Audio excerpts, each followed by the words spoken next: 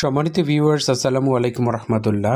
পবিত্র রামাদান মাসে ওমরা পালনের সবথেকে আনন্দঘন মুহূর্ত হচ্ছে এটি, অর্থাৎ ইফতারির সময়। ইফতারির সময় একসঙ্গে লক্ষ লক্ষ প্রায় ২০ লক্ষ লোকের সমাগম ঘটে যায় মসজিদুল হারামে। মসজিদের ভেতরে এবং বাহিরে, মসজিদের চারপাশে মিলিয়ে অলমোস্ট ২০ লক্ষ লোকের একসঙ্গে ইফতারের অ্যারেঞ্জমেন্ট হয়ে যায়। আপনারা দেখতে পাচ্ছেন এই মুহূর্তে এটি হচ্ছে মসজিদুল হারামের ছাদের একটি অংশ। জাস্ট আসর নামাজ শেষেই সমস্ত হাজি সাহেবেরা আস্তে আস্তে তাদের জায়গা নিতে থাকেন। মসজিদের ভেতরে একেবারেই পরিপূর্ণ হয়ে যায় এবং পরবর্তীতে মসজিদের ভেতরে ঢোকা বন্ধ করে দেয়। এরপরে ছাদের জন্য খোলা থাকে। হাজি সাহেবরা যখন আসেন ছাদে এইভাবে বসতে থাকেন। এরপরে ছাদ যখন পরিপূর্ণ হয়ে যায় তখন ছাদে ওঠাও বন্ধ হয়ে যায়।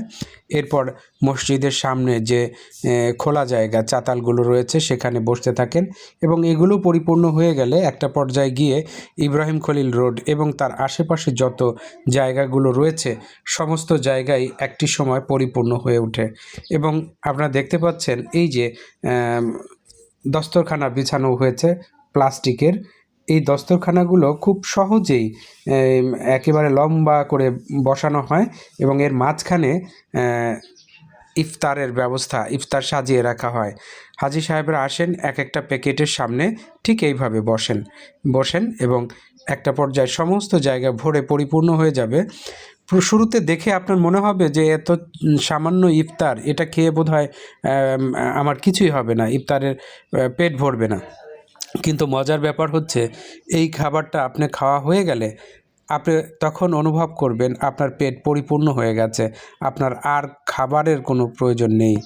এবং এই স্বল্প খাবার এখানে যে খাবারগুলো থাকে এগুলো হচ্ছে খেজুর, তারপরে হচ্ছে আপনার ছোট্ট একটা দইয়ের কৌটা, জুস, পানি, অনেক সময় গাওয়া থাকে।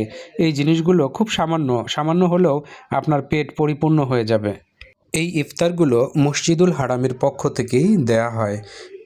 আপনারা দেখতে পাচ্ছেন মক্কা এবং মদিনার এই যত হাজি সাহেবরা আছেন তারা কিন্তু কেউ আলাদাভাবে ওইভাবে ইফতার করেন না। এরা চলে আসেন এই ইফতারের সময় মসজিদুল হারাম বা মসজিদে নববীতে। এটাই হচ্ছে একটি আনন্দ ঘন মুহূর্ত। আপনি ধনী হতে পারেন কিংবা গরিব, যাই হন না কেন, আপনার এই জায়গাটাতে ইফতার করতে গেলে আপনার মনের মধ্যে একটা অন্যরকম অনুভূতি হবে। আপনি বুঝতে পারবেন যে এটাই হচ্ছে রমাদান মাসের সবথেকে সুন্দরতম একটি মুহূর্ত, যেখানে একসঙ্গে লক্ষ লক্ষ লোক ইফতার করছেন। কোনো রকম কোনো কোলাহল, হইচই, চিল্লাচিল্লি, মারামারি, কাড়াকাড়ি এগুলো নেই। সবাই একেবারে ভদ্রভাবে বসে যান এবং একসঙ্গে বসে ইফতারগুলো গ্রহণ করেন এবং এখানে খুব সামান্য সময় তারা ইফতার করার জন্য পান। হয়তো 5 থেকে 7 মিনিট বা সর্বোচ্চ 10 মিনিটের মধ্যে তাদের ইফতার কমপ্লিট হয়ে যায় এবং একই সঙ্গে এগুলো কিন্তু পরিষ্কার করে ফেলেন খুব দ্রুততম সময়ে।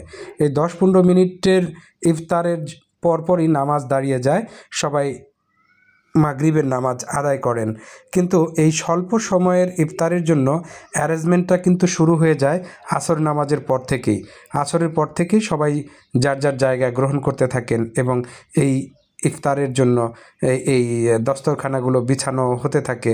এটার জন্য একটা ভলেন্টিয়ার সার্ভিস রয়েছে, একটা বিশাল বাহিনী, তারা খুব দ্রুত সময়ের মধ্যে এগুলো কমপ্লিট করে ফেলে।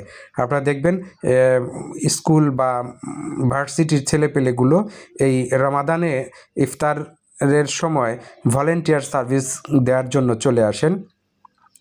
তারা খুব স্বল্প সময়ের মধ্যে সুন্দরভাবে এই ইফতার কার্যক্রমটি পরিপূর্ণভাবে তৈরি করেন। আপনারা দেখতে পাচ্ছেন এই মুহূর্তে এটা হচ্ছে মসজিদুল হারামের ছাদের একটি দৃশ্য।